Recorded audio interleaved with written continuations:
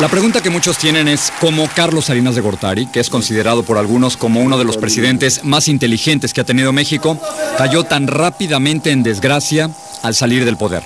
La respuesta puede estar en las casi 600 páginas de su nuevo libro, La década perdida.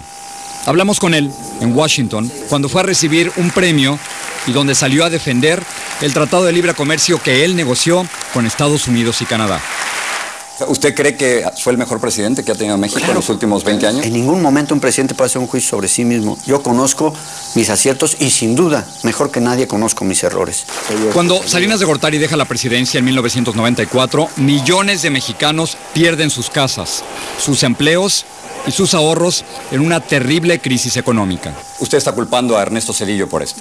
Bueno, es que así son los hechos y los hechos están documentados. Pero usted se está quitando de culpa de lo que ocurrió. Al contrario, yo dije que había una serie de problemas, nada más que ellos, con esas decisiones fatídicas de diciembre y las siguientes, convirtieron un problema en una crisis, y esa es la diferencia. Usted dice ellos, se refiere a Ernesto Zedillo de su gobierno. Sí. Pero usted escoge a Ernesto Zedillo, señor Salinas. Fue una circunstancia dramática a la muerte de Luis Donaldo Colosio en marzo de 1994, cuando en esas horas aciagas, de enorme dolor personal y de una consternación nacional, el PRI tuvo que seleccionar un candidato sustituto. Sí, pero fue usted, o sea, yo creo que ahora ya podemos decir que era usted quien escogió a Zedillo. Pero, hombre, escogió usted a Colosio.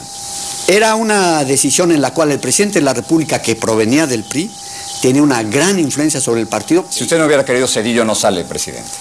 Pero si el PRI se hubiera resistido, tampoco, ¿eh? Un año. Salinas de Gortari sale en defensa no solo de su presidencia, sino también de Raúl, conocido por muchos como el hermano incómodo. ¿Usted critica entonces a Zedillo? ¿No será porque Zedillo manda a arrestar a su hermano Raúl? O sea, es decir, ¿no hay razones personales en todo esto? Mire, sin lugar a dudas, hubieron hechos que lastimaron mucho a mi familia.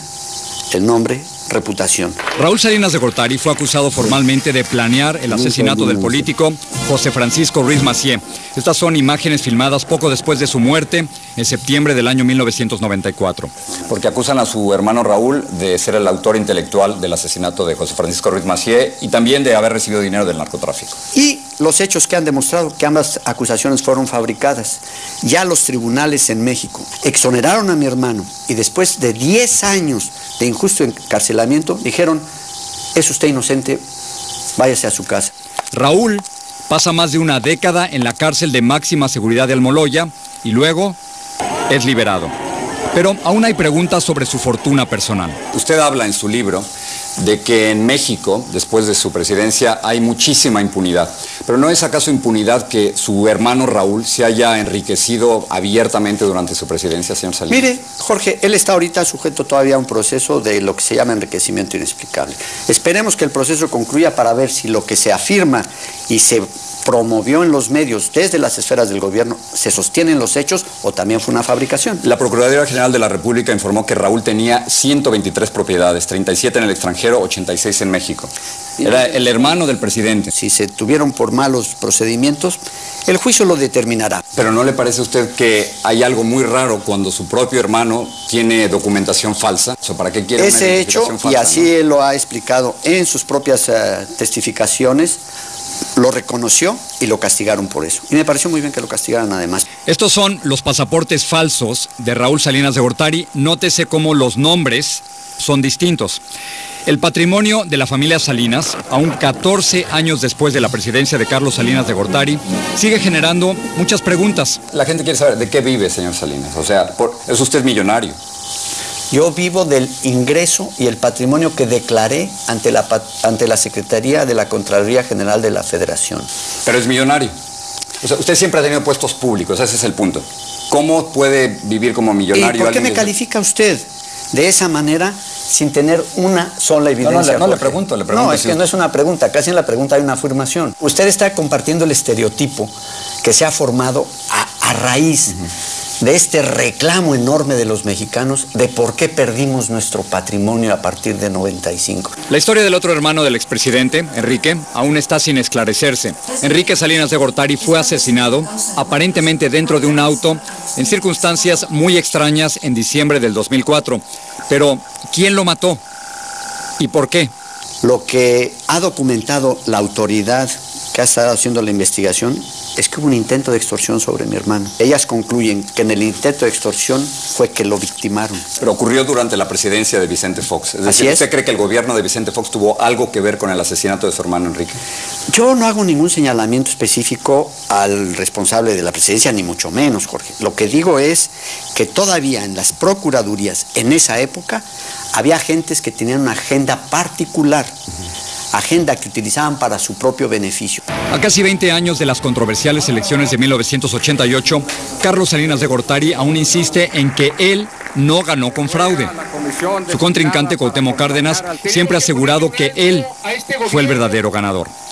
¿Usted ya abiertamente puede decir que hubo fraude y pedirle disculpas a Cuauhtémoc Cárdenas? Pues ¿saben lo que las actas señalan? En las actas que están firmadas por los representantes de los candidatos de oposición, pues esas actas, la suma de los votos muestra que ganó el candidato del PRI. Pero no puede haber suma de votos ahora o reconteo porque quemaron los votos. No, señor, las actas están en la Archivo General de la Nación, no los votos. Pero si las actas es donde firman precisamente los representantes de los partidos en cada una de las 55,000 casillas. ¿Cómo ganó usted 1,762 casillas con el 100% del voto? Nadie se enfermó, nadie votó por la oposición. Cuando usted va a las comunidades más alejadas del país, señor Salinas, a las comunidades más alejadas, sí, se parece a las elecciones del 2006. Hay casillas con 100% de los votos en las elecciones de hace 2 años, Jorge. Cuauhtémoc Cárdenas me dijo en una entrevista, y cito, estamos convencidos de que hubo fraude electoral en 1988 el 99% de los mexicanos. ¿Voto en contra del partido? Pues no sé qué encuesta haya hecho él, porque precisamente en las encuestas que se hicieron días previos a la elección, el resultado, como encuestas cercanas a una elección, validaron lo que finalmente las actas demuestran. Carlos Salinas de Gortari tiene 6 hijos y en parte, según la dedicatoria de este libro, es para que ellos conozcan mejor a su padre. Quiero terminar cerrando el círculo. Pues dirá usted cerrando las sogas sobre mi cuello porque no ha dejado una. ¿Quién es Mateo? Porque usted le dedica el libro no nada más a sus 2 hijos más pequeños, sino Mateo. ¿Quién es Mateo?